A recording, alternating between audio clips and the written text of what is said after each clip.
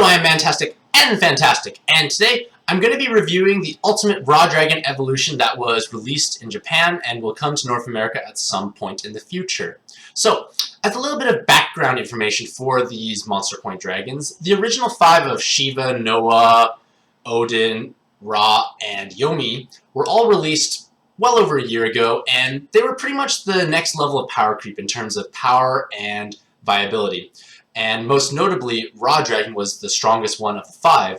However, the process of power creep over time in Puzzle and Dragons has obviously been going very quickly, and only Raw Dragon remains as a relevant leader today.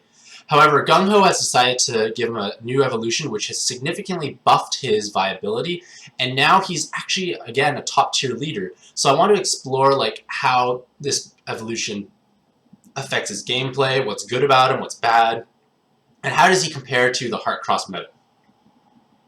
So, first things first, these are the evolution requirements that was released on the Japan stream maybe a few weeks ago.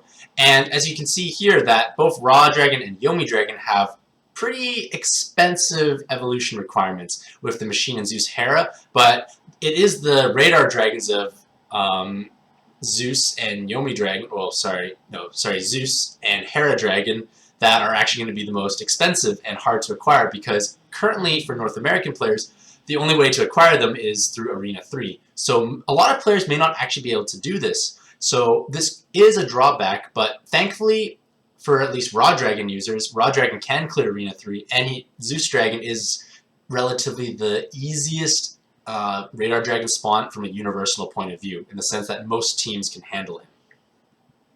So how does Ultimate Raw Dragon look right now? So essentially the super ultimate fried chicken now has been electrified to even greater heights, because he now has this very potent skill bind resist that was his main downfall before, as well as significantly improved weighted stats. He now actually has 1,050.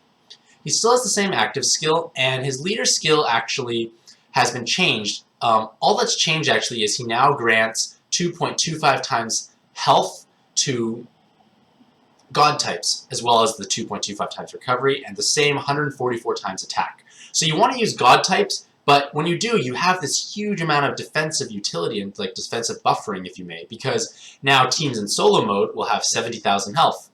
That's ridiculous. You can survive pretty much any reasonable attack. You don't need to bring shields for Divine Queen Hera preemptives. You can survive Himalayan Anger, so on and so forth. You're very durable, and in co-op you're going to surpass 100,000. So you have a lot of natural tankiness, as well as a scaling multiplier, because if you match 4 elements, you have 9 times, 5 is 56.25, and all 6 is your 144 times. So this is just a little sample video of Rekko playing through Arena 3 in solo mode.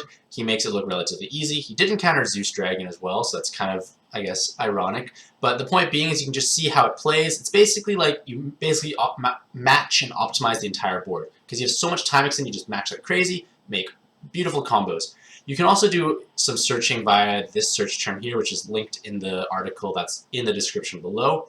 So you can do some research there, but to be fair, a lot of the clears are the exact same team, so you're not seeing too much variation, so I only listed one video. So, what are the pros and cons of the new Ultimate Raw Dragon? So basically, at his time of release, Raw Dragon was the strongest card available. He formed the hardest hitting team, had the most durability, had the best sub support. He was just beautiful all around. Everything was great except for the artwork, which is better now. But the point being is it was so powerful and so strong, but Gung Ho has obviously tried to catch up in terms of power creep by making dungeons harder and by releasing now strong leaders to comparatively compete with him. Now, the Super Raw Dragon was still very powerful, but he won't be the same relative level of power at his time of release, because when he was released, he was in his own bracket. Now he's going to share the bracket of other people. It's going to be at the top, but the thing is, it's not going to be that he's cut above everyone else. So this is at least good, because now we don't have a leader that's just so overwhelmingly powerful that every content's trivialized. We now have something that's comparable to other top tier leaders, so it keeps the game more balanced, if you may. So the current pros of this Raw Dragon, in his new evolution, is obviously his multiplier. He has the health, the recovery, and attack components. You can easily stall on various floors because you have 70,000 health, and you basically can't really die to most abilities in the game. And also, the defensive benefits are unconditional because he is bind immune. He's never going to be bound, so you always have this defensive benefits. And I'm going to elaborate more on this when I elaborate about the pros section. I'm just giving you a quick overview. He now has that skill bind resist, so solo mode is easier. He has big weighted stats.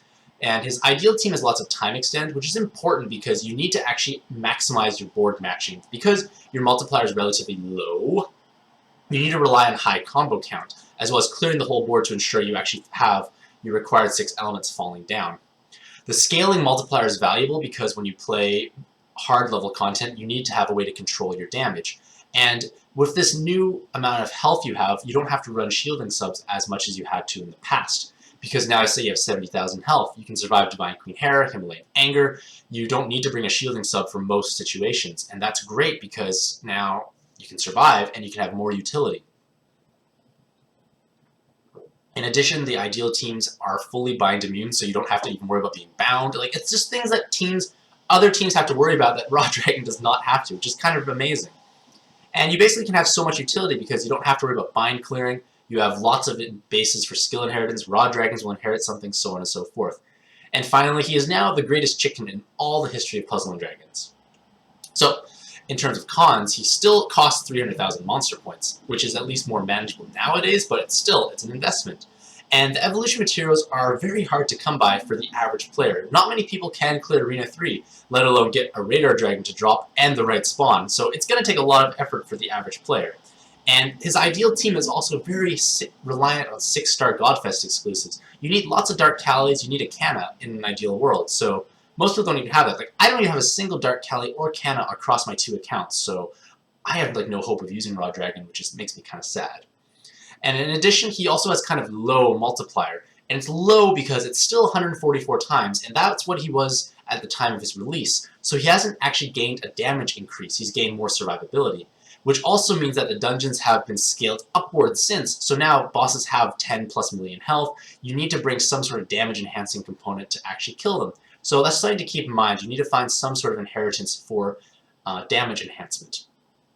And another problem is, like, as he's a rainbow leader, usually you want to focus on one element, but it's not as important because you have to use all 6 elements. You can't use a board changer, but your damage will be somewhat scattered. If you're running dual Dark Callies, you need to have Dark Orbs, but you also need Light Orbs, so you might want to have Light and Dark 2 prongs to have modest damage, so on and so forth. But you can see my point, it's like a bit more diluted. It's not like a monocolor team where you can stack rows or 2 prongs and just flood the board, so on and so forth. And in co-op, the benefits are not as dramatic compared to Heartcross leaders, mainly because you only get a boost to your health. There's no recovery component. Whereas Heartcross leaders kind of gain the full benefit because they have a bigger health pool. It means they can tank bigger hits. Their recovery is kind of bigger when they form the Heartcross, so on and so forth. So, going into more detail about all these pros, because there's a lot, and this is kind of like the biggest discussion point I want to emphasize. So, basically, Gung-Ho has done a great job of addressing his weaker points, like the skill bind resist and the lack of health, so now you're more durable, you can play solo mode with ease, and he's one of the better solo leaders in my opinion, because he's less reliant on actives to deal damage. You just basically can go through the dungeon, you have enough utility, so on and so forth. Furthermore, his defensive multiplier is always present, and this is a big exception compared to Heartcross leaders. Because Heartcross leaders, you have to form your Heartcross, which costs 5 Heart Orbs. And if you don't form that Heartcross, you're just as vulnerable as any other team with 1 times health, 1 times recovery. It's only when you form the Heartcross you have that defensive capabilities. Raw Dragon has unconditional 2.25 times, and that's huge because statistically, if you match a Heartcross, which is 5 Heart Orbs, you have to actually clear 30 orbs in theory to have 5 brand new Heart Orbs fall down, because there's 6 elements and there's 30 orbs on the board, so divide by 6, you have 5. So the point being is to get 5 brand new Heart Orbs, you in theory have to actually clear the entire board, which is not feasible for Heartcross leaders. So Heartcross leaders will have moments of vulnerability. And these moments of vulnerability obviously can be addressed with actives, but if you're using actives when you should be stalling, you're kind of being counterintuitive. And yes, leaders like Miru and Kaede have 4 times health, 4 times recovery with their 75% damage reduction shield, but you still need to have those Heart Orbs. But if we're going to go down like in terms of Heartcross shielding defensive capabilities, Ronave and Gremory only offer 57.75 times, and that puts them actually on par with Raw Dragon's defensive utility. And that's a big deal because Ronave is another rainbow leader who's Heartcross reliant. So If you don't have a Heart Cross, you don't have your defensive multiplier, which is the same as Raw Dragons. So Raw Dragon automatically has defensive multiplier at all times compared to Ranove.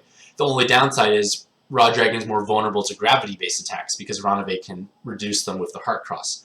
But the thing is, Raw Dragon is unconditional, so you have this defensive multiplier, you have the same attack multiplier, but Raw Dragon has better stats, better awakenings, and his team is a lot more stable in the sense that you're fully bind immune, so you don't have to worry about things like binds. He has more offensive damage because he has 2 prongs, whereas Ranove does not. So this is a big difference. Like, I feel like Raw Dragon is stronger than Ranove because Raw Dragon, you will make more combos. You have the same attack multiplier, but you also have the defensive capabilities all the time, and that's huge. Yes, Ranove can use Kaedes. Yes, they have triple 2 prongs, but ideal Raw Dragon teams also have lots of 2 prongs. So Raw Dragon, I feel, is actually stronger than Ranove, and that's a big deal because Ranove is considered a top-tier leader, and the fact that Raw Dragon can be favorably compared, or even more favorably compared, says a lot to how strong Raw Dragon is.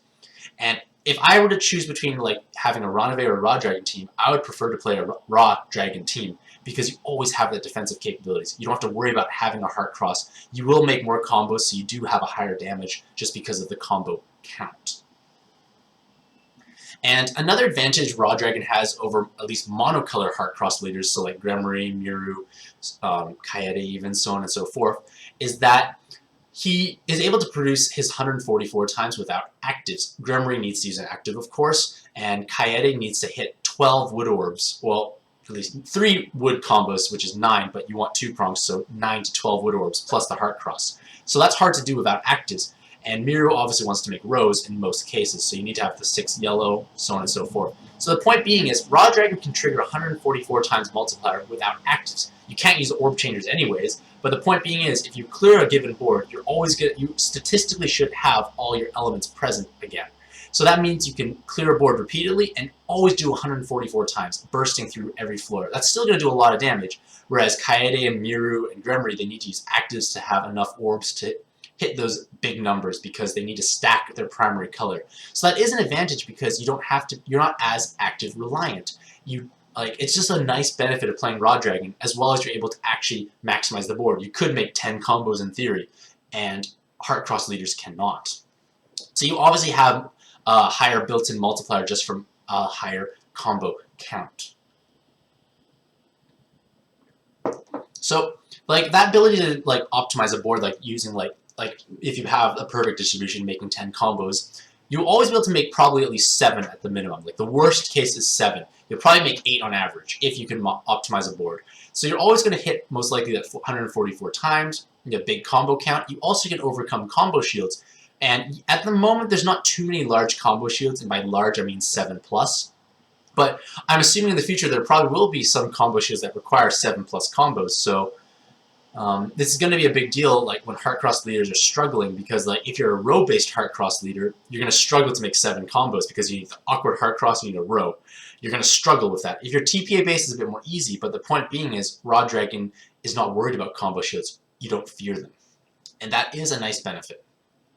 So despite all these pros and making him sound amazing, Raw Dragon is not without fault. Like he still has cons like any leader in the game.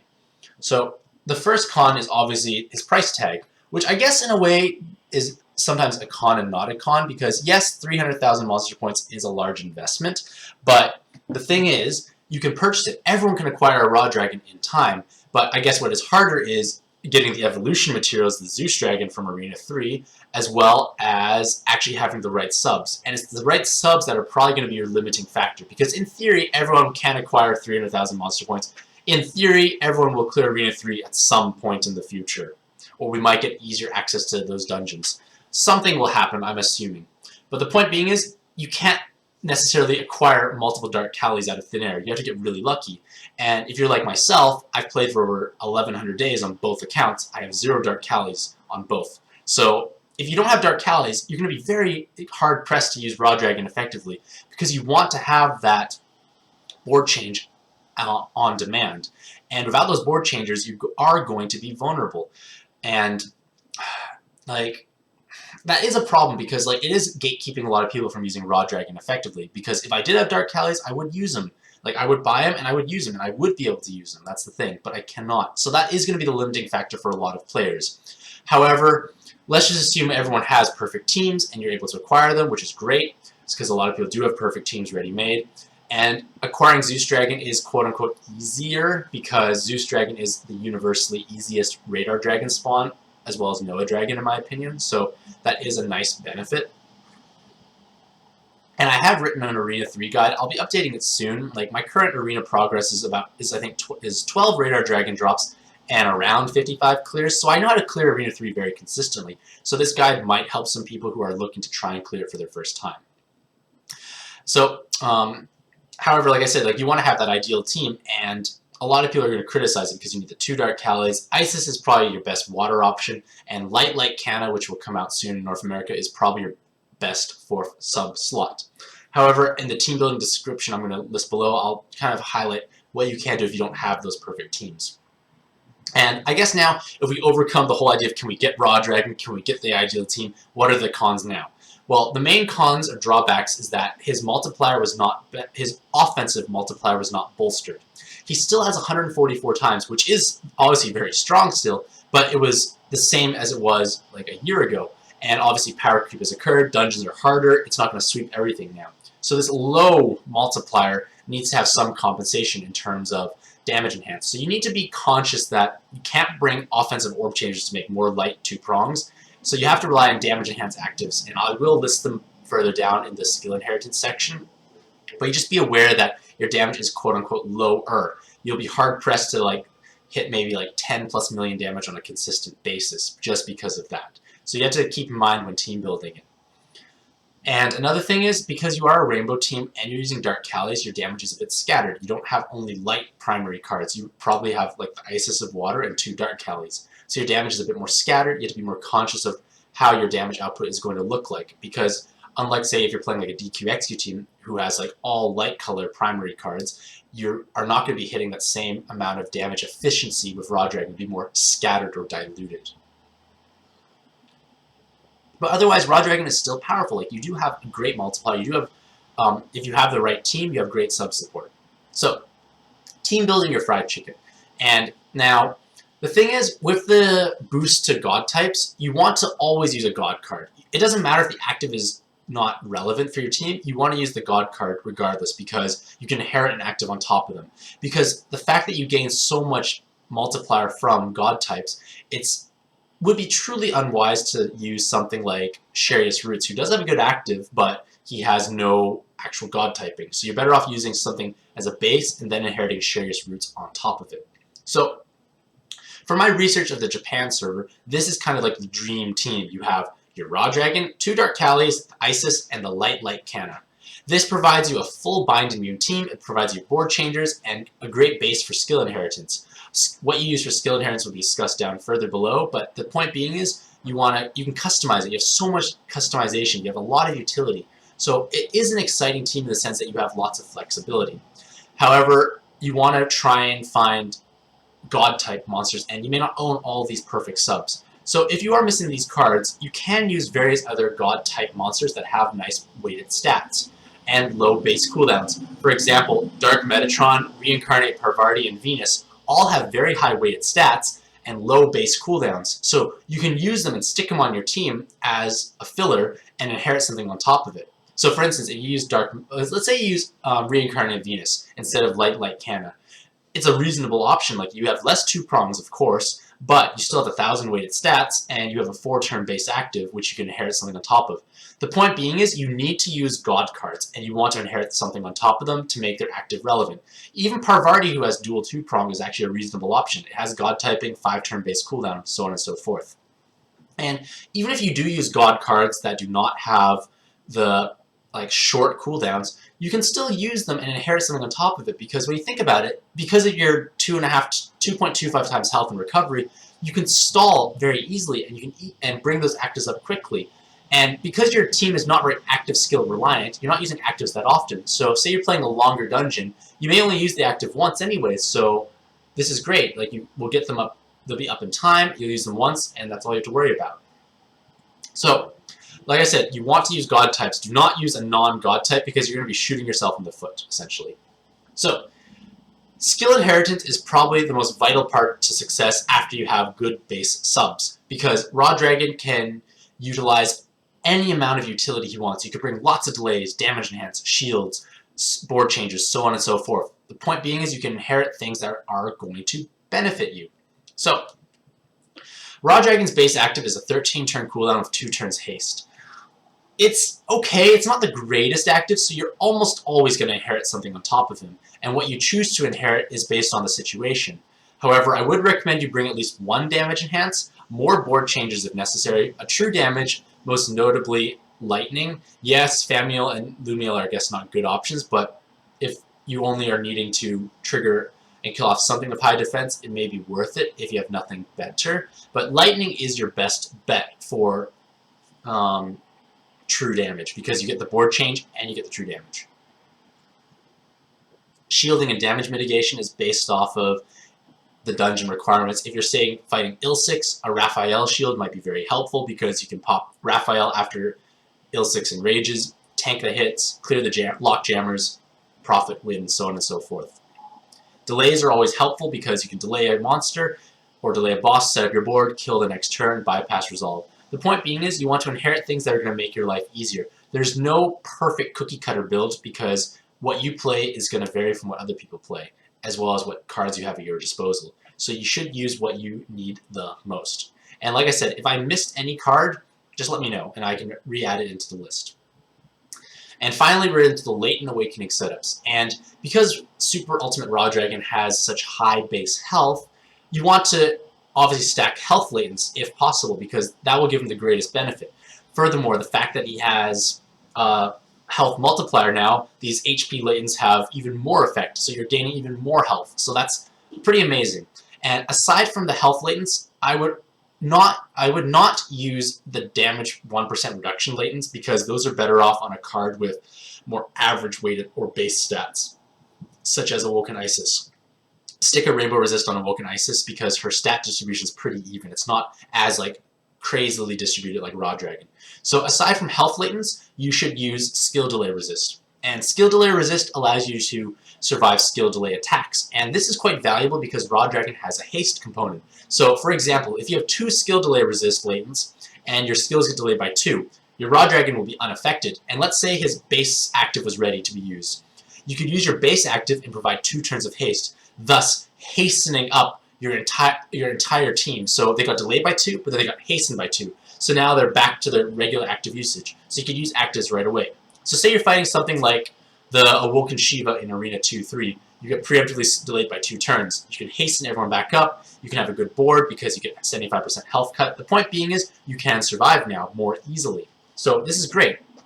And it's a great way to protect yourself. And to be fair, in really high-end content, skill delay resist Latents are kind of the most important ones because you don't have to stall on what would normally be dangerous floors. And as I mentioned before, there is no perfect setup compared to before because you have such a high amount of health. You don't need to stack a certain amount of wood resist, health Latents, so on and so forth, because you can survive any reasonable attack. 70,000 health, what's going to really kill you? That's not a true execution attack. So use your discretion. At least have 1 rainbow resist, but stack health otherwise because that will give you the most benefit. So, in conclusion, Super Ultimate Evolution Raw Dragon is a powerful leader.